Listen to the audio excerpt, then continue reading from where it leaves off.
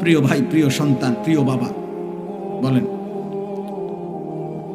যে যে অবস্থায় আছেন, এইভাবে নবী সাল্লাল্লাহু আলাইহি সাল্লামের সামনে দাঁড়াইলে এবং আপনার আমার প্রত্যেকের জিন্দেগির পেশ করিলে সুপারিশের উপযুক্ত হবেন তো? ইয়া রাসূলুল্লাহ, আমি সেই উম্মত, মৃত্যু পর্যন্ত যে বিড়ি খাইতাম, আপনার সামনে আসছি। ইয়া রাসূলুল্লাহ, আমি সেই উম্মত, আপনার মৃত্যু পর্যন্ত যার ঘরে আমি মৃত্যুর সময় রঙিন টেলিভিশন রাইখা কবরে আসছি। আমি নাটক, সিনেমা, নর্তকী, ছবি আমার বিবি বাচ্চা দেখতো, আমি এটা রাইখাই এই অবস্থায় আমি কবরে আসছি। আপনি সুপারিশ করেন। ইয়া রাসূলুল্লাহ, আমি সেই উম্মত, আমার ঘরে 6 জন মানুষ রাত্রে ঘুমাইতো, একজনও ফজরের নামাজ পড়তো না, আমি সেই উম্মত। বলেন, একটা ছেলে বল, আব্বা 10 বছরে 5 বছরে কোনোদিন মনে পড়লো না তোমার নবী কেমনে চুল রাখতেন? এই যে বেঈমানদের মতো চুল রাখছো, কারে জিজ্ঞাসা করে? তোমার আব্বা নাই, তোমারে বলার কেউ ছিল না কোনোদিন? আফসোস, আমার খুব মায়া লাগে ওই ছেলেদের জন্য। মনে হয় আহারে, এদের মনে কোনো অভিভাবক নাই, এদের কপালে একজন অভিভাবক জোটে নাই যে তাকে বলবে যে বাপ তুই এটা কি চুল রাখছ। মুসলমানের চুল না মুশরিকের চুল। 365 দিনে যে কোনোদিন ফজরের নামাজ পড়ে না, আল্লাহর কসম আমার বড় মায়া হয়। আহারে, তার জন্য মনে কাঁদার কেউ নাই। এই ছেলেটার জন্য একটা মানুষ হয়তো জোটে নাই যে তাকে বলবে কিরে আব্বা, তুই মুসলমানের ঘরে জন্ম নিয়ে একদিনও ফজরের নামাজ পড়ি।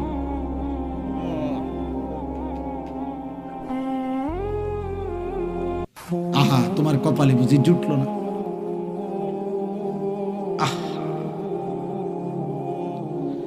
আফসুস বাপ, দুনিয়া ভোগ করা, ভাত মাছ চাল ডাল, নারী ছবি, জিনা ব্যভিচার, লজ্জাস্থানের চাহিদা, পেটের চাহিদা পূরণ, এইটুকু তো জানোয়ারেরও পূরণ।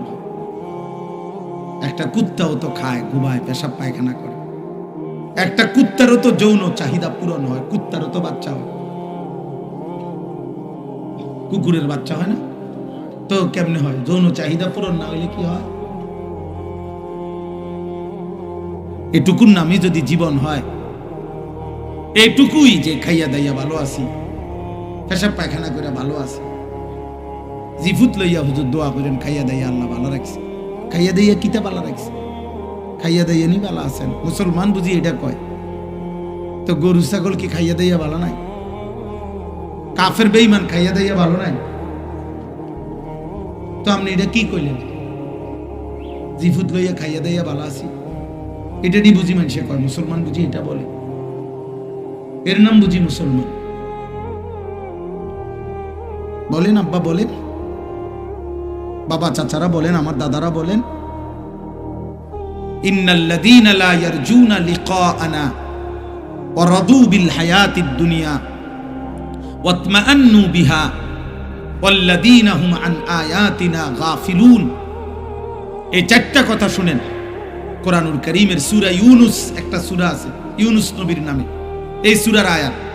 আল্লাহ বলছে, যার জীবন 60 বছর, 40 বছর, 50 বছর, 90 বছর, 30 বছর, যেটুকুই হোক, যার জীবন কাটে শেষ করছে যে 4টা জিনিসে, 1, জীবনটা এভাবে চালাইছে যার দ্বারা বোঝা যায় সে মূলত জান্নাত চায় না।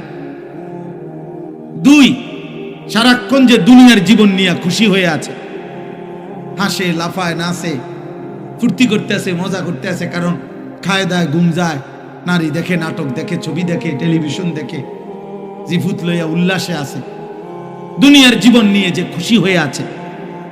3, ওয়াতমাআন্নু বিহা, যেটুকু দুনিয়া উপার্জন করেছে এটুকুর উপরে তৃপ্ত হয়েছে, সন্তুষ্ট। আল্লাহ আমারে সব দিছে হুজুর। কি দিছে? 3 ফুট বিদেশ, 4টা মেয়ে বিয়ে দিছি, বাড়িতে একটা বিল্ডিং করছি, 4টা রুম, 2টা বাথরুম, ভিতরে টাইলস, রাস্তার লগে কুদ্দুর জায়গা কিনছি। আল্লাহর রহমতে ব্যাংকে কিছু টাকা জমছে। আল্লাহর কাছে যা চাইছি হুজুর আল্লাহ সব দিছে, আল্লাহর রহমতে ভালো আছে। এই যে দুনিয়া নিয়ে কি হয়ে গেছে? তৃপ্ত, বুঝেন নাই? সন্তুষ্ট, দুনিয়া মিলছে, মাশাআল্লাহ। এই 3 নাম্বার। আর 4 নাম্বার হলো ওয়াল্লাযীনা হুম আন আয়াতিনা গাফিলুন। আল্লাহ বলে প্রতিনিয়ত আমার আয়াত, আমার হুকুম, আমার বিধান, আমার আদেশ নিষেধ, আমার কোরআনের একটা একটা হুকুম, আমার রাসূলের একটা একটা সুন্নাত, এর থেকে যে গাফেল, একটা সূরা ঠিকমতো বলতে পারে না, আত্তাহিয়াতু শুদ্ধ পড়তে পারে না, রুকুর তাসবিহ সেজদার তাসবিহটা ঠিকমতো করতে পারে না, ফরজ গোসলটা ঠিকমতো করতে জানে না, 10টা দোয়া জিজ্ঞাসা করলে নবী সাল্লাল্লাহু আলাইহি সাল্লাম পড়তেন বিভিন্ন ক্ষেত্রে, বলতে পারে না কোনটা হালাল কোনটা হারাম, পাক নাফাক কোনো কিছু প্রকৃত অর্থে সঠিকভাবে জানার কোনো প্রেরণাই নেই, যা মন চায় খায়, যা মন চায় ঘুমায়, কষ্টের টাকাও নেয়, সুদের টাকাও নেয়, গালিও দেয়, সালামও দেয়, মদও খায়, মধুও খায়, হালাল টাকাও খায়, কিস্তির টাকাও খায়, সুদের টাকাও খায়, আপন স্ত্রীও দেখে, মোবাইলে নর্তকীও দেখে, নাচও দেখে, নাটকও দেখে, সিনেমাও দেখে। আয় হায় নাফরমান, হালাল কই তোর, হারাম কই তোর, ঈমান কোথায়, আল্লাহ কোথায়, রাসূল কোথায়, পাক কোথায়, নাপাক কোথায়, জায়েজ কোথায়, নাজায়েজ কোথায়, আল্লাহর বিধান কোথায়?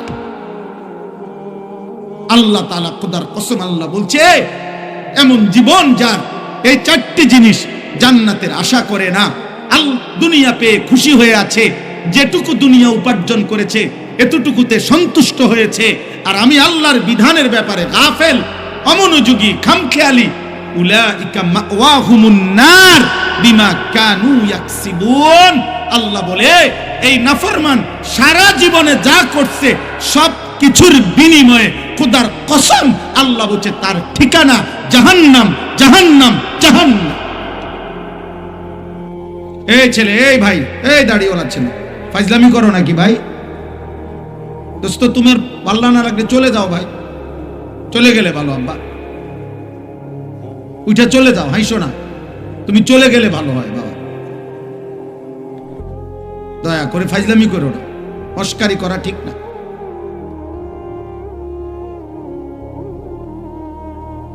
জীবনটা মনে রাখো বাবা, আমি অনুরোধ করছি ছেলেরা। আমি এই জনপ্রিয়তা টনপ্রিয়তা এগুলো বুঝি না, আমি কোনো প্রার্থীও না, আমার কোনো মার্কা নাই, আমি কোনো মার্কার পক্ষে প্রচারণাও করি না, আমি এটি বুঝিও না। কাউরে তাল দেওন এটাও বুঝি না, জোল দেওনটাও বুঝি না। জীবন ভর আলহামদুলিল্লাহ আল্লাহর দয়া এই স্বাভাবিক গতিতে চলছে। এই জন্য প্রত্যেকের কাছে বলবো, কোন রকম ফাজদামি করো, চালাকি করে, কৌশল করে তুমি মোবাইলে ছবি উঠানোর কি দরকার? আমি নিষেধ করার পরে এই বেয়াদবি করার দরকার কি? তার চাইতে চলে গেলে ভালো। যে হুজুর, আপনার মতো হুজুরের ওয়াজ না হলে কি হয়, তুমি যাও গা, রাগ করে, আমার তো কোনো অসুবিধা নেই। আমি তো ইয়াকিনের সাথে বিশ্বাস করি যে আল্লাহর কথা একজনকে বললেও নেকি হয় কি না? তো আমার নেকি দরকার, আমার সওয়াব দরকার, আখিরাতের সওয়াব, নেকি দরকার। আর একজনকে বললেও নেকি হয়, খালাস। বেশি কম নিয়ে কোনো পেরেশানি নেই। আল্লাহ তাআলা আমাদেরকে বুঝার তৌফিক দান করে। প্রত্যেকটা ছেলেকে বলি, দোস্ত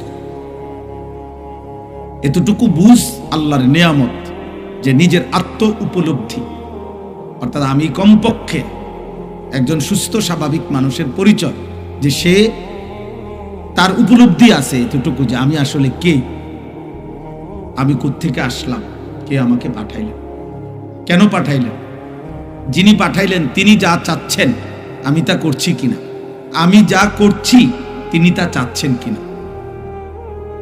প্রতিনিয়ত মানুষগুলো মরছে, কই যায়, আমিও যাব একদিন সেখানে। সেখানে আমাকে কিছু জিজ্ঞেস করবে কিনা, আমাকে আমার জীবনের এই চলাফেরা, হাসি কান্না, আমার এই রাত দিন সকাল দুপুরের কোনো হিসেব দিতে হবে কিনা। এর দূর বুঝাপড়া, এতটুকু অনুভূতি যদি কারো বিবেকে না থাকে, ও আসলে মানুষ না, এটা জন্তু জানোয়ার। কারণ জন্তু জানোয়ারের কোনো হিসাব নাই, জান্নাত জাহান্নামও কিছু নাই, বিচার আচার কিছু নাই। এতটুকু আছে তাফসীরের মধ্যে যে শুধুমাত্র জানোয়ার, জন্তু, যে যাকে জুলুম করছে তাৎক্ষণিক হয়তো জুলুমের একটা বদলা দিবে, মানে একটা গরু আর একটা গরুর অন্যায়ভাবে গুতা দিছে, তো এইটা হয়তো এটারে এবার গুতা দিবে, এরপরে শেষ। পুরস্কারও কিছু নাই, শাস্তিরও কিছু নেই।